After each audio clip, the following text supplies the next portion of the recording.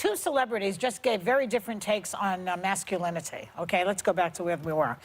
Here's what it was. Brad Pitt says that masculinity needs to be completely rehauled. This macho thing has got to stop, right?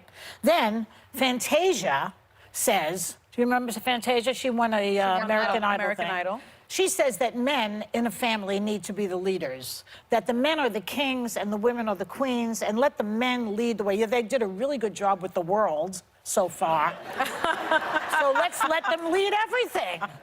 What do you think, girls? The four women in the front are friends of mine from Miami, and they're all like, So what do you think? Oh, there's so many good men in this audience that are looking at us like, what did we do wrong?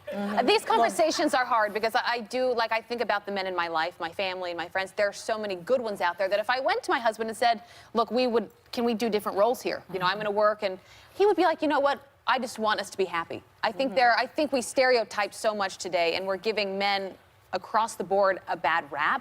That makes me nervous because I don't think that's going to end well. I don't think that's going to get us to a better, more productive place as a society, because there are some bad men out there, but there are bad women out there. But I know this is not the popular thing to say, but I'm going to stand by all the men in this country that are still so good and are gentlemen and treat women well, that don't often get talked about.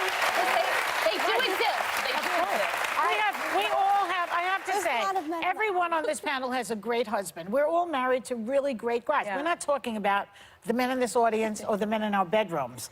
We're talking about men I'm talking about men who are leading the world, and I don't like hardly any of them at this point. You know, it's interesting that Brad Pitt says that about masculinity, because one of the things that I really admire about him is that in 1995, when he confronted Harvey Weinstein. He was dating Gwyneth Paltrow back then. And Harvey Weinstein, remember, was a huge producer, powerful guy in Hollywood.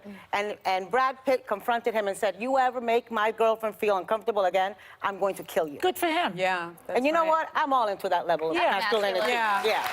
That's right. That, to me, is not macho behavior. That is not macho behavior. What is it? That is protecting your loved one from a pretter. Yeah. That's different. That didn't stop That's him, though, huh? appropriate. Well, what I think Fantasia was talking about is almost alleged. Emasculating. It was alleged, she said. Emasculating men. Yes. And I don't think women should do that either. Yeah. I'm a traditionalist, and in my home we do have certain roles, and I think that that's okay. In costume or out of costume? Both. But I think that's okay. You know, I think that men and women have and a wife and husband, you have a partnership, and sometimes you do fall into certain roles. I cook better, you know, he fixes things better. And so we do those types of things, but I think that women have to be very careful about emasculating men, because I have seen that with the relationships of some of my friends. Yeah. And I think that was something that she was trying to say, that she said something like, so, you know, women have to stand up to be the mother, and sometimes you are so big and bad that you can't be told nothing, that when the right man comes, you lose him because you're trying to be the man. And maybe she said it inartfully, but I think she was talking about emasculation. She said most women are trying to be a leader. Don't let this be. But also, Brad Pitt, have you ever seen Fight Club? I mean, Tyler Durden, and the whole premise of the movie is that men feel emasculated, so they're beating the crap out of each other in like a secret underground club. And that is a huge hit for him. It's still a hugely iconic movie. So I would question how he reconciles that character in that movie today. I love that movie. I don't have a problem with Fight Club in any way. Well, he didn't write it.